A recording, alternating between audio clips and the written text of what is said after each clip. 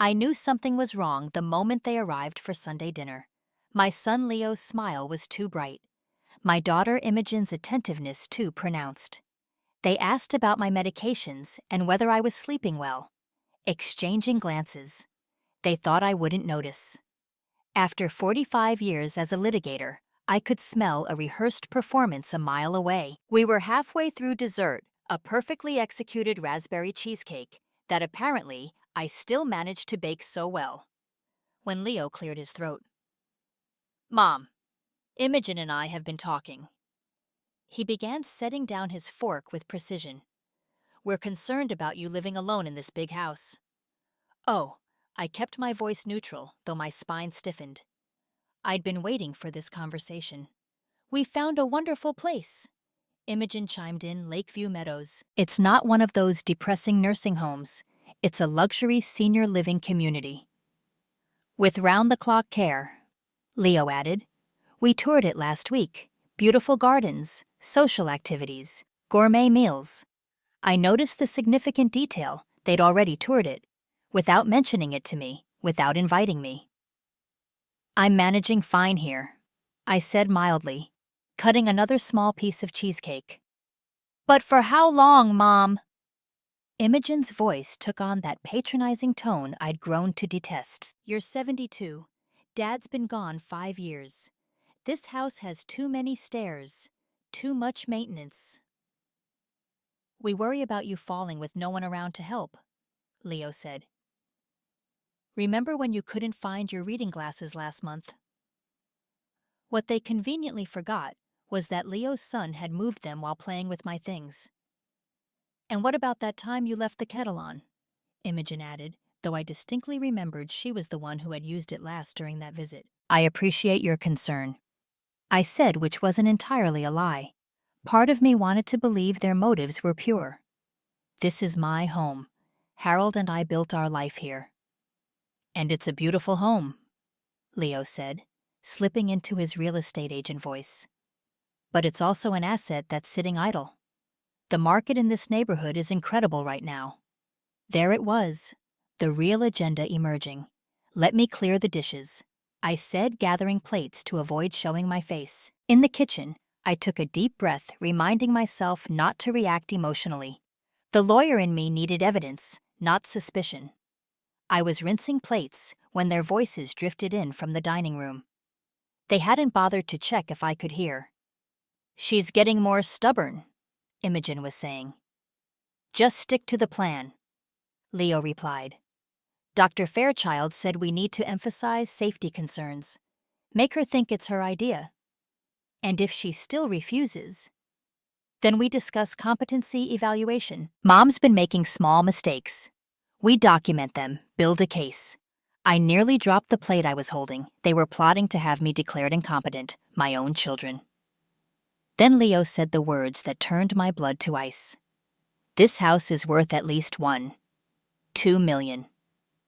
After Lakeview's fees, we'd clear about $800K to split between us."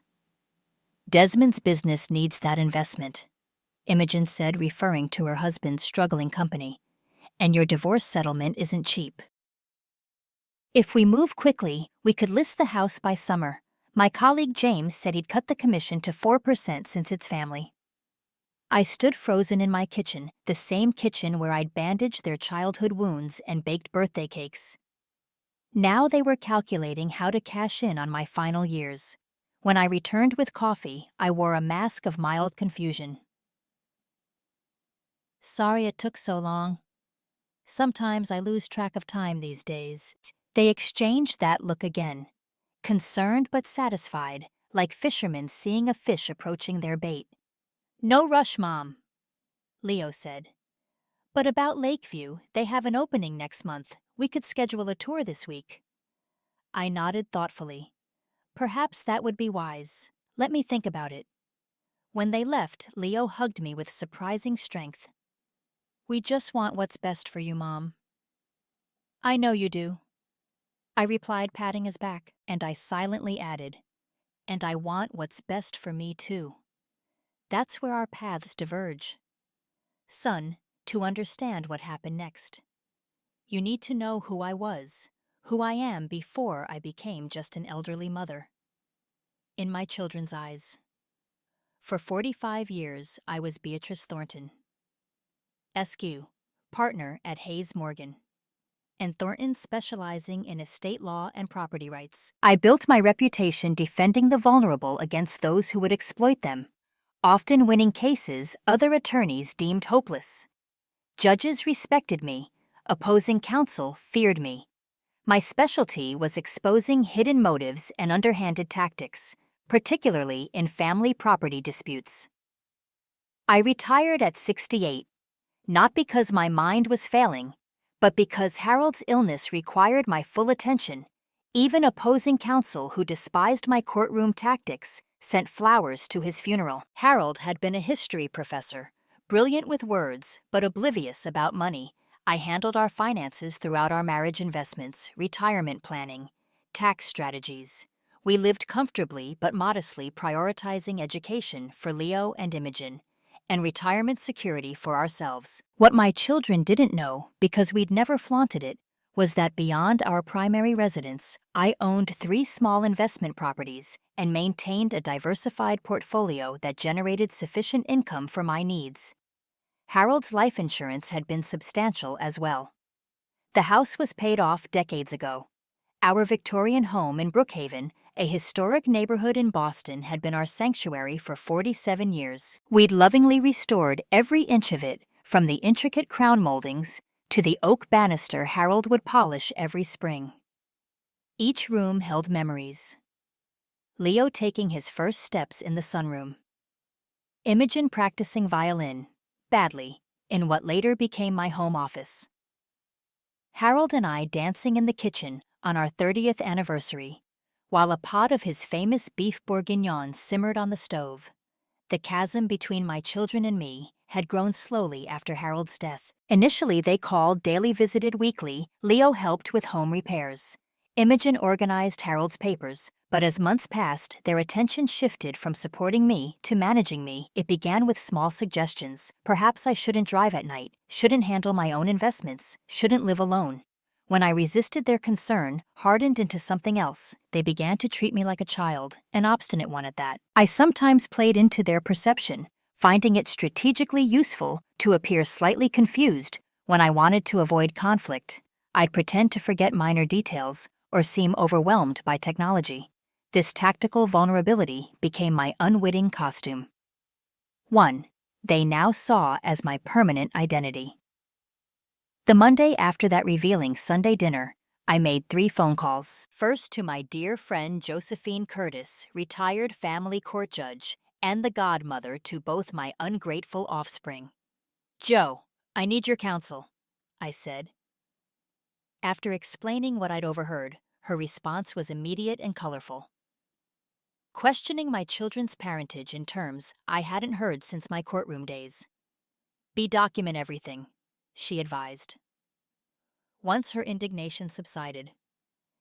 "Every conversation, every unauthorized visit to your home, every financial inquiry, and get a complete physical and cognitive assessment from a reputable geriatric specialist, not their doctor friend." Already scheduled, I assured her Dr. Olivia Santiago had been my physician for 20 years and knew my medical history intimately. "Good, now call Morris. This is exactly why you keep a good lawyer on retainer, even after retirement." My second call was to Morris Klein, who had handled my legal affairs since I stepped down from the firm. I briefly outlined the situation. "Those ungrateful little—" Morris began, then paused. "Pardon my language. Beatrice, this is unfortunately common. Adult children see their parents aging and suddenly smell inheritance. I need to protect myself, Morris, without permanently severing ties with my children.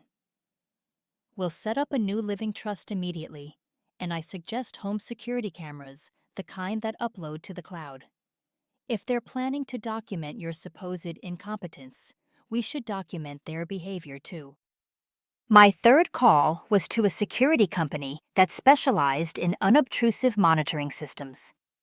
By Wednesday, Tiny cameras were installed in my living room, kitchen, and foyer, the primary areas where family visits occurred. It didn't take long for my children to make their next move. Leo showed up unannounced on Thursday with a property inspector who needed to check the foundation. I watched from my study window as this man examined not the foundation but the overall condition of my home, taking photos of the exterior. A real estate assessment disguised as concern about structural integrity. Clever but transparent. When Leo finally knocked on my door, I was ready. "Mom, I was just in the neighborhood and thought I'd check on you." "How thoughtful," I said, noting the man waiting in Leo's car. "And your friend?" Leo's smile faltered slightly. "Oh, just a colleague." He's interested in historical architecture. A lie so smooth it almost impressed me. My son had learned something from me after all. Would he like to come in? I could show him the original crown moldings Harold and I preserved. No, he's in a hurry. Actually, I wanted to see if you'd thought more about Lakeview. They're holding that spot, but not indefinitely. I nodded slowly. I've been giving it serious consideration. In fact, I'd like to review my finances to see what's feasible. Perhaps you could help me access my accounts. The gleam in his eyes was almost predatory. Absolutely. Mom, I've been saying you should let me help with money management. Wonderful. I'll gather my paperwork for your visit this weekend. After he left, I called my bank and investment firm to add extra security measures to all my accounts. No changes could be made without in-person verification and a special password. I also began transferring funds to newly established accounts at different institutions, not large enough sums to trigger suspicion, but sufficient to secure my independence if the worst happened.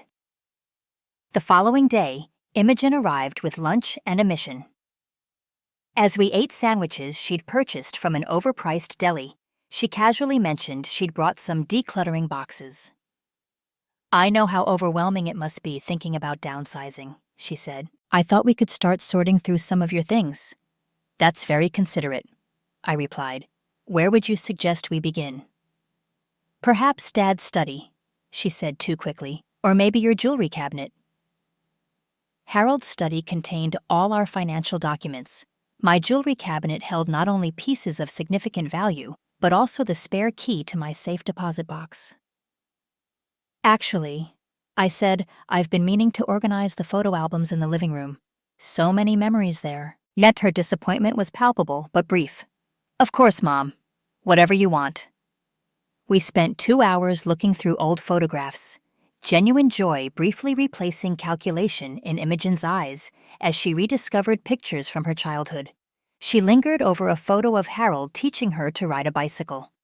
His hand steady on the seat, her face a mixture of determination and fear. "I miss him," she said softly. Every day I agreed. For a moment we were just mother and daughter, sharing grief, not adversaries, in a property dispute. But when she left, I noticed she'd accidentally taken an envelope of photos that included images of my more valuable jewelry pieces, documenting assets, no doubt.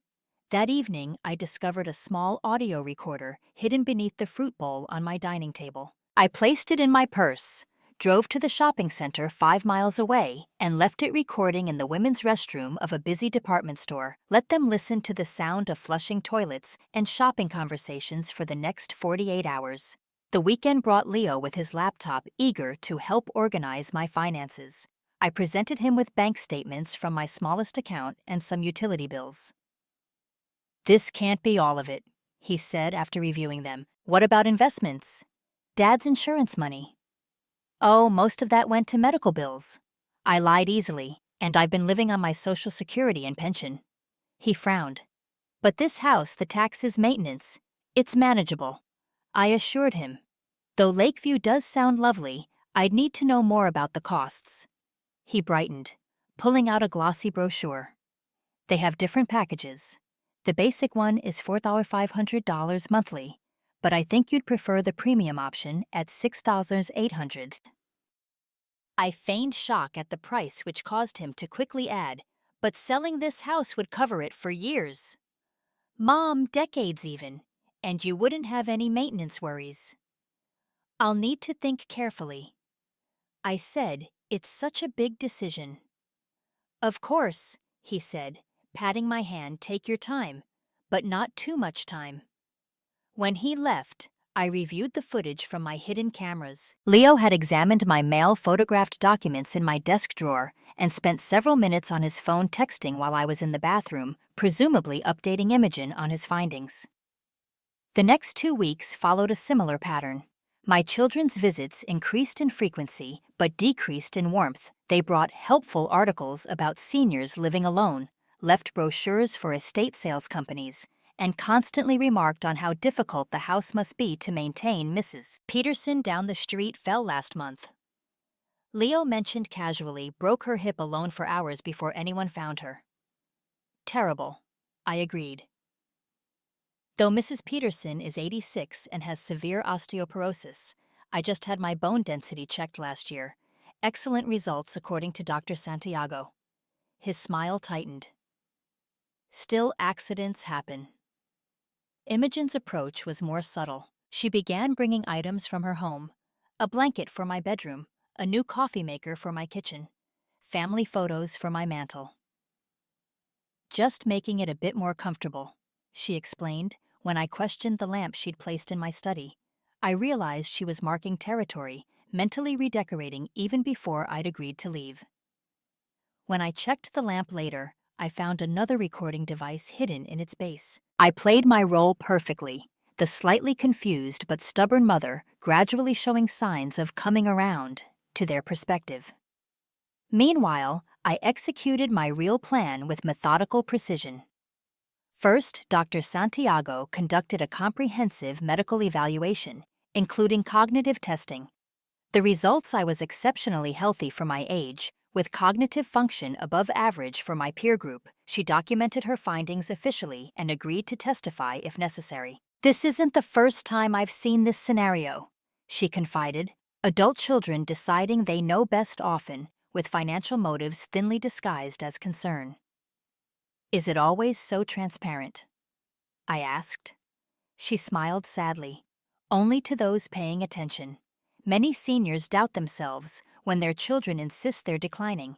They begin to believe it. Next, Morris updated my estate plan. We created an irrevocable trust for my home, protecting it from being sold without the approval of 3 trustees: myself, Morris, and Joe.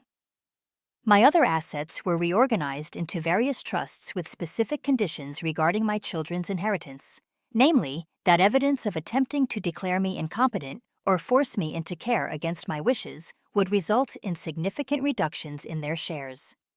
It's balanced, Morris assured me, protective without being punitive. If they accept reasonable boundaries, they'll still inherit substantially. I also established a new account at a different bank, transferring substantial funds there as a precaution.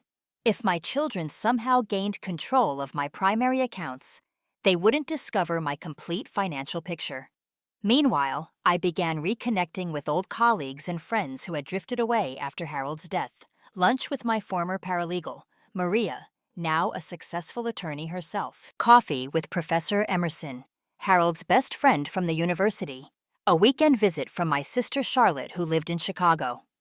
I was rebuilding my support network, ensuring multiple eyes were watching my situation. If Leo and Imogen attempted to isolate me, a common tactic in elder exploitation, they would face unexpected resistance. The breaking point came when I found a draft power of attorney document in Leo's briefcase while he was supposedly using my bathroom. It had been prepared by a lawyer I didn't know, giving Leo and Imogen joint authority over all my affairs: financial, medical, and residential. That evening, I called a family meeting for the following Sunday. I've made my decision about Lakeview. I told them, let's discuss it over dinner. The relief in their voices was palpable. They thought they'd won. Sunday arrived with perfect spring weather. I prepared Harold's famous pot roast, a family favorite, and wore a cardigan I deliberately buttoned incorrectly. When Leo and Imogen arrived, they brought a bottle of champagne, celebrating my capitulation. No doubt, before we discuss Lakeview, I said once we were seated, I'd like to sign some paperwork you've been encouraging, to put my affairs in order.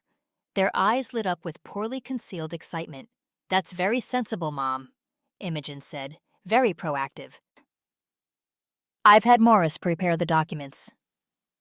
I continued producing a folder. Your old colleague, Leo, frowned. "Mom, I've told you my firm's attorney could handle this.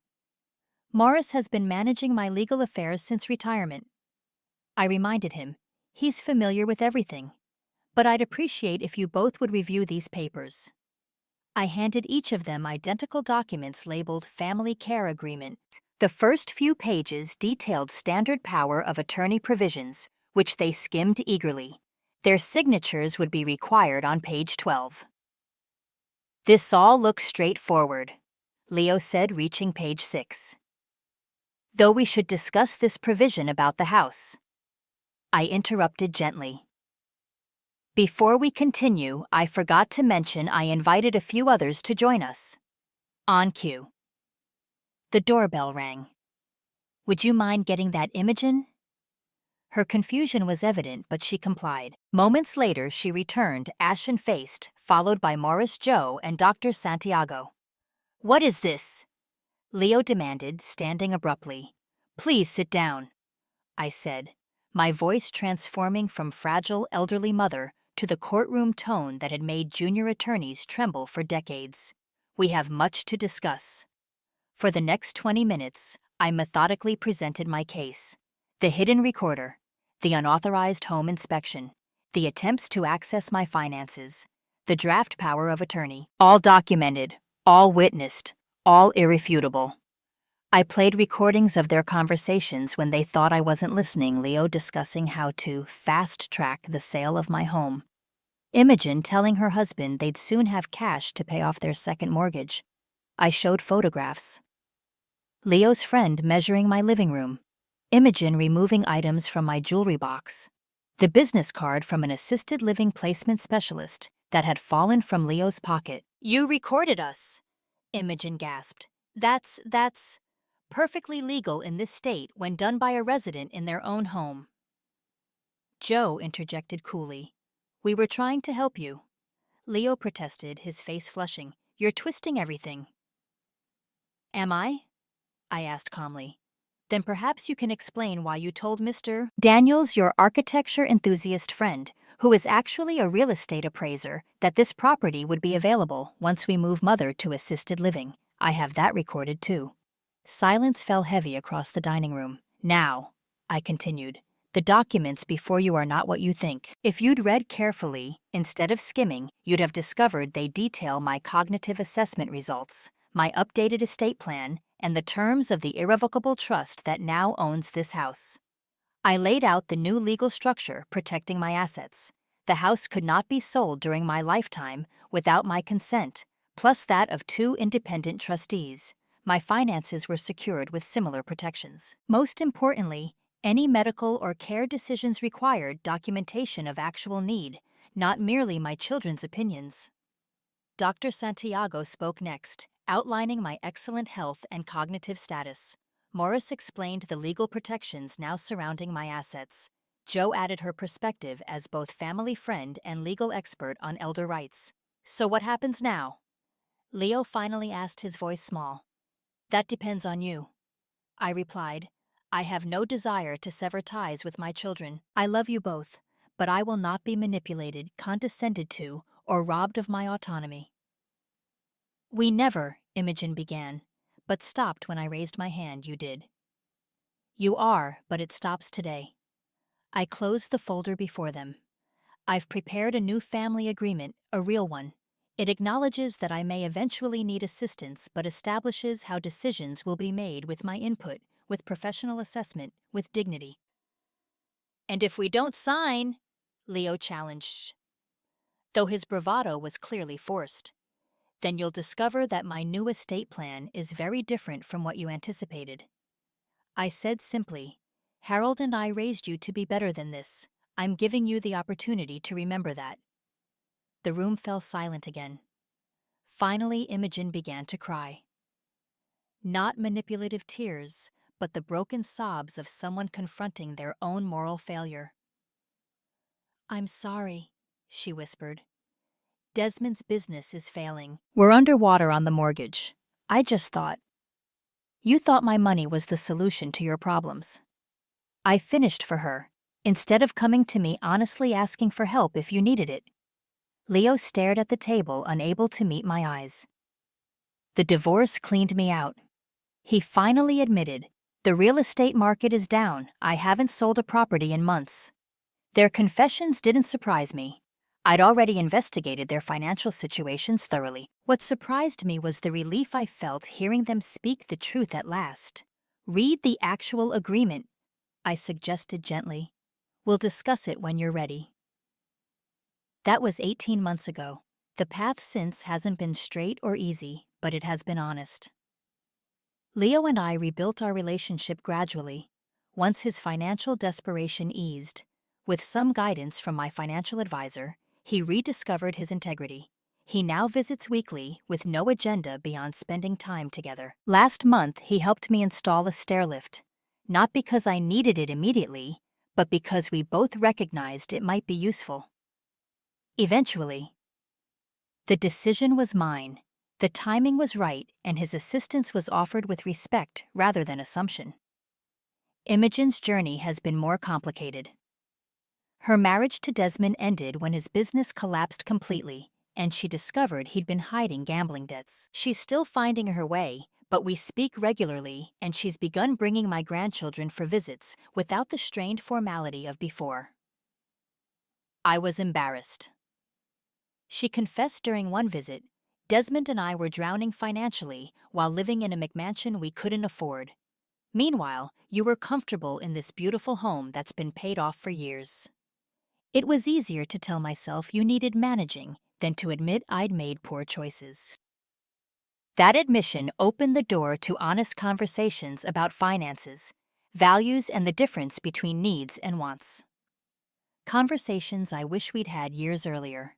As for me, I made some changes too. I hired Lucia, a delightful home health aide who comes 3 days a week.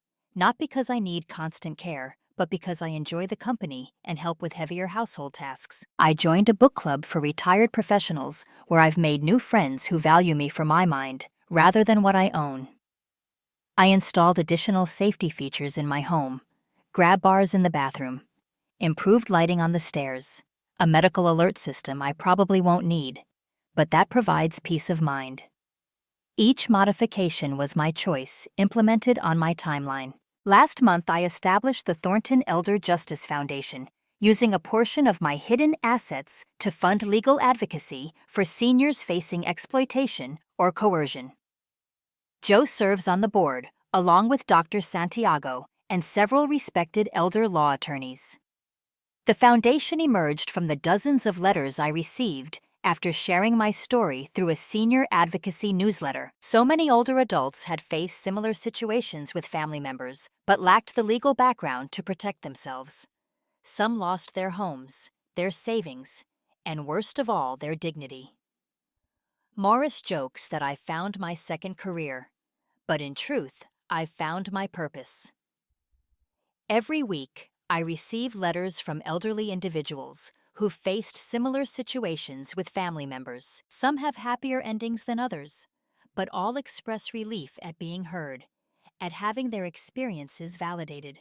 One woman wrote, "After reading your story, I finally found the courage to tell my son I won't be selling my farm to finance his business venture. I'm 81, still growing my own vegetables, and this land is where I belong. Thank you for showing me I'm not alone." I still live in my home, the home where Harold and I raised our family, where we celebrated triumphs and weathered sorrows. I may not die here. I'm realistic enough to know my needs might change, but any future decisions will be mine to make, based on my circumstances and wishes, not on someone else's convenience or greed. This morning I received a text from Leo asking if he could bring lunch tomorrow. No agenda, no subtle manipulation. Just a son visiting his mother. Imogen called to ask my advice about an interview she has next week. Small steps, but meaningful ones. The irony isn't lost on me that in trying to take control from me, my children actually pushed me to reclaim it more completely than I had since Harold's death. Their misguided plan awakened the advocate I had always been, not just for clients, but for myself. People often underestimate the elderly. They see our gray hair and slower steps and assume our minds have diminished accordingly. They speak to us in loud, simple sentences as though age has rendered us not just physically frailer, but intellectually diminished. What they forget is that we have navigated decades of challenges. We have outlasted obstacles, survived heartbreaks, and solved problems they haven't yet encountered. We have experience they can't imagine and wisdom they can't Google. My children thought they could outmaneuver me because they saw only what they wanted to see, a vulnerable old woman they could easily control. They forgot who I was before I was simply Mom, a formidable attorney who spent her career identifying loopholes and protecting clients' interests. They forgot that the same mind that had guided them through childhood homework and negotiated their first car purchases was still fully functioning, still sharp, still aware. Last week, I spoke at a conference on elder law, sharing my story with an audience of attorneys, social workers, and healthcare providers. I emphasized the importance of presuming capacity rather than deficit, of supporting independence rather than imposing dependence. The greatest threat to elder autonomy often isn't cognitive decline. I told them it's the perception of decline, the assumption of incompetence, and the infantilization that follows. After my talk, a young attorney approached me. My grandmother is facing pressure from my uncles to sell her home. She confided, I've been trying to help her resist, but I wasn't sure how to structure the legal protections. Your foundation's resources will make all the difference.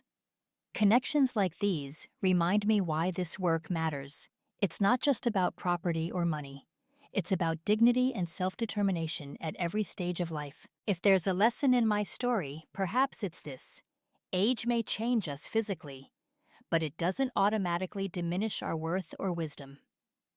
We elders have earned the right to make our own decisions, even if those decisions aren't what our children would choose for us. And for those adult children reading this, remember, the parent you're so eager to help manage was managing life's complexities decades before you were born. Approach them with respect rather than presumption, with honesty rather than manipulation. Ask what they want instead of deciding what they need, because you never know, they might just have other plans. If you're facing a similar situation with your family, please reach out for help. Elder law attorneys, geriatric care managers, and organizations like the Thornton Elder Justice Foundation exist to protect your autonomy and dignity. You've spent a lifetime taking care of others. You deserve the same care and respect in return. And remember, it's never too late to surprise those who underestimate you. Tell me where you're watching from today, and if you're new here, don't forget to like this video and subscribe to join our growing community of seniors who refuse to be silenced.